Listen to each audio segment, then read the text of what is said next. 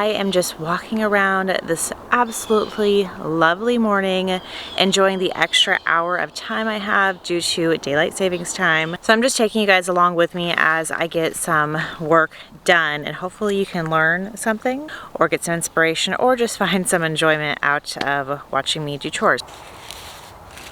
The name of the game for the fall garden is succession growing. If you're going to take anything in from this video, keep that in mind. The fall garden is something that you're going to continue to plant things in every single week if you want a continual harvest. Succession growing is planting things through the season. Basically, you're not just doing it one full plant out and then just waiting for everything to be ready to be harvested. So the reason why I think it is extra important in the fall garden to do succession growing is because most of these different types of crops that thrive in the fall garden, at least in my zone, zone 9, which is mainly brassicas such as broccoli, cabbage, cauliflower, Brussels sprouts, root vegetables, things like that, they're a one and done type harvest. So if you plant out tons of stuff and you're like, oh my gosh, I've got so much abundance right now. Well, that abundance is going to last like 2 weeks because you're going to harvest everything and have nothing left. You'll want to come out every 2 weeks or so, or every week, that's at least what I like to do, and plant more and more stuff. That way you'll have some things like right here, which are much bigger and they'll be ready to harvest in a few weeks. And then you'll have some littler things that can grow in a few weeks and be ready to harvest a few weeks after that. That's kind of like the basis of succession growing, is just making it so that you have crops that aren't all ready to go at the same time. Now the thing is if you plant everything out at the same time and you have this massive harvest, well, you better be ready with the knowledge and the time and the skills and just capabilities to preserve all of that. So are you going to be canning all of those things, freezing all of those things, eating all of those things, giving them away, selling them? I don't know. So you have to have a plan if you are planning on having a gigantic harvest. What would separate the fall garden from the spring garden in this way would be that a lot of the things in the spring garden are harvesting, they're fruiting types of vegetables like peppers and tomatoes and eggplants and different squash. You can continue to harvest off of them through the season. So that's why there's such a big difference with the importance of succession growing in the fall season, because those crops are just one and done. Like broccoli, chop it off, it's basically done. If you have come to my channel to see how to have a really clean and organized garden, you might be at the wrong channel, wrong YouTube channel. I am a little more of a free spirit, a messy gardener, but that's what works for me. And I try to be as clean and neat as possible, but it's like a give and take. So what I mean by that is I just put way too many sprouts in one container sometimes.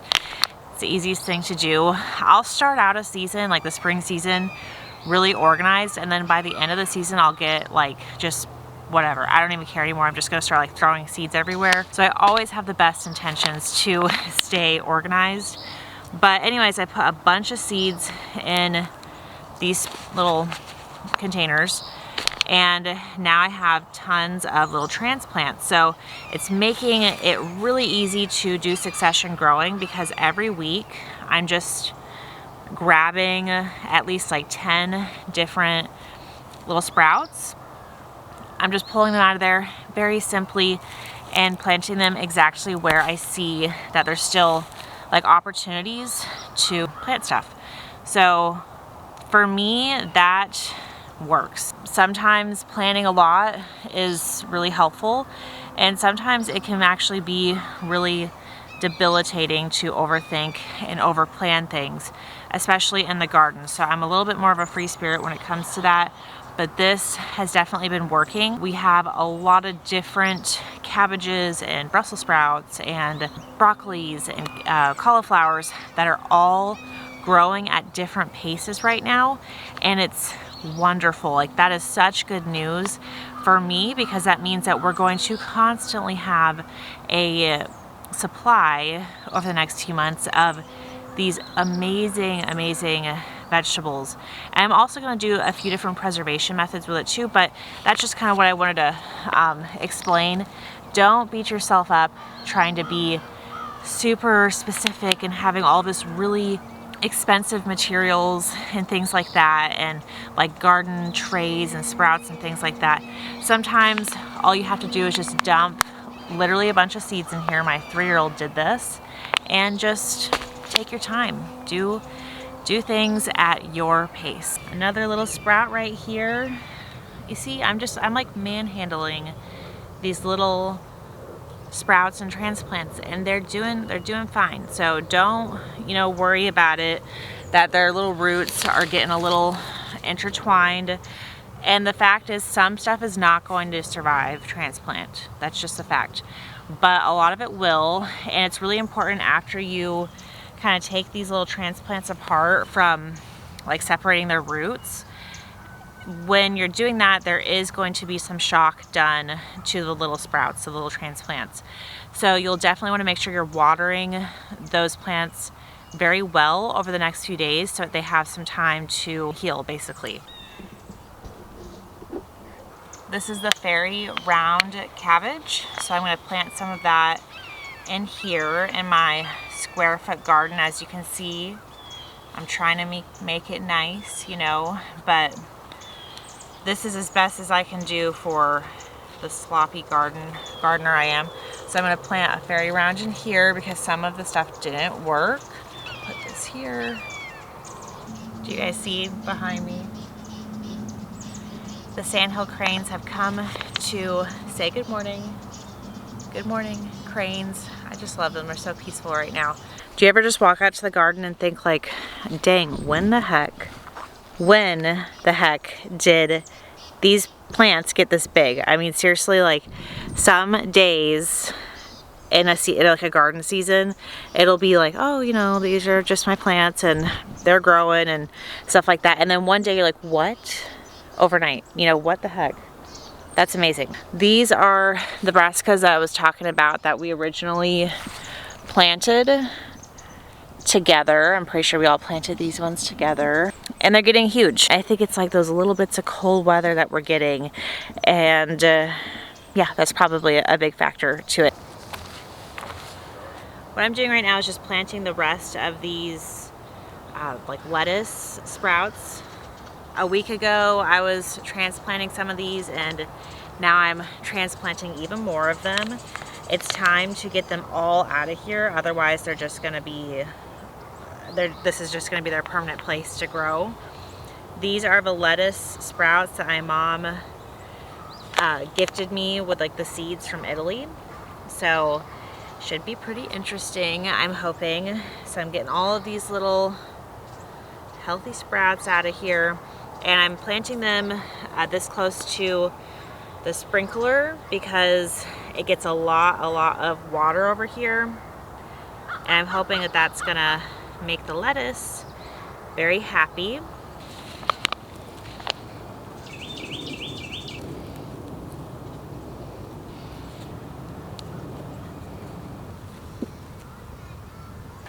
This particular bed has a lot of weeds in it, as you can see. It could definitely benefit from doing like a layer of cardboard on top of it, and then a deep layer of like mulch and then compost and things like that on top of that, which is probably the route that we're going to do with this bed if I keep it in here. So I've been having some ideas for the center of the garden, as you guys, some of you might know if you watch my channel. So what I want to do, oh no, okay, I'll replant that in a second. What I want to do with the center part of the garden where it's giving me a lot of issues is get rid of these raised beds. I'm thinking these are some like ideas that I'm throwing around. Get rid of the raised beds, plant them somewhere else, like for like strawberries or like other kind of berries, flowers, things like that. Put the raised bed somewhere else. And then in the center of the garden, which is what I've already done with 2 of these metal beds, I have moved them to the front, and in that center part of the garden is like totally open. Planting more like of a true permaculture style with like fruit trees and things like that in the center of the garden, and fruit trees that don't get like too big, like bananas, papayas, things like that. So I have already planted about 8 papaya trees around the entire garden, which I'll show you some shots of that. I planted 2 banana trees in the middle of the garden, and then with these beds, I was thinking, I know this sounds super crazy, and I would love to hear your guys' feedback on this. Dig out in the center and make some type of pond, like a tilapia pond. And I don't know anything about that type of stuff. I don't know anything about irrigation type stuff or whatever, and that could be like a really dumb idea. Like, people could go, oh, well, all the birds, like your sandhill cranes that you love, they're gonna get to that. What I was saying before is I want to be more creative. I want this to kind of be like my canvas on the inside of the garden. I don't want it to just be like just growing things and just purely like a mechanical purpose to fulfill a need. I want it to be a place that you really enjoy, you know, when you're walking around, and brings you happiness, and you want to spend time out here. So I know there are some people out there who are so good at that. Like, they're so good at like the vision and like landscapers, like professional people at that. So if you are good at that and you have any ideas, you know, after like seeing my garden, kind of hearing what I have in mind, definitely drop a comment for some suggestions. I have a rogue cherry tomato plant that has just seeded itself. I know it's a cherry tomato because of this is where the cherry tomatoes were last season, and we had literally like 1,000 of them just like falling and seeding themselves. So this is going to constantly be you know, something I'm going to have to replant, but that's fine. I'm going to replant this now in a different bed because I don't want this growing here right now. Digging out and moving out.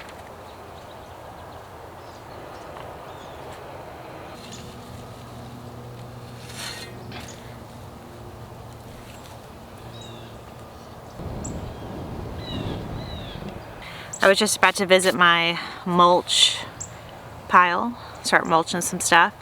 Then I see my little sandhill crane friends.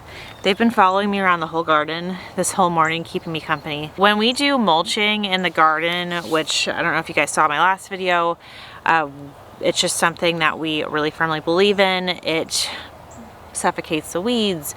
It allows the soil to retain moisture, and it also starts to break down and create like that natural organic compost. So everything about like a heavy mulching method is very beneficial to your garden. And I'm sure with any of these methods, there are always going to be people who say like, oh, it's going to add too much this or whatever. I haven't had any problems with it personally.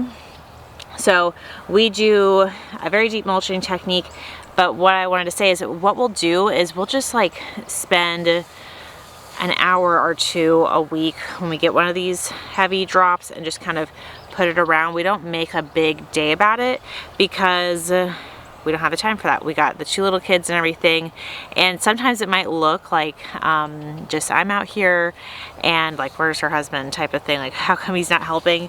He helps a lot in the garden. It's just that someone's gotta watch the kids, so we kind of like take turns. So I'll be out here for a few hours getting some stuff done, and then he'll come out for a few hours and get some stuff done. It's just kind of like a process, and what we have told ourselves is we don't want to crazy overwhelm ourselves. We want this to stay enjoyable, this whole like homesteading journey, the whole journey of growing things and not stress ourselves out. So we do allow ourselves breaks, and we have over time figured out a process of just doing a little bits at a time, and over time you will have this massive garden that you're seeing. And it does not, I seriously probably spend like an hour or two, maybe a week on the garden, but up front it does take a little bit more work. So if you're watching this video and you're like, gosh, it's a lot of work, I don't know if I can put that into my lifestyle, you can. You just have to, you know, take your time, pace yourself, and also be ready to devote some more time in the front end. This is a really good chip drop because it feels really airy.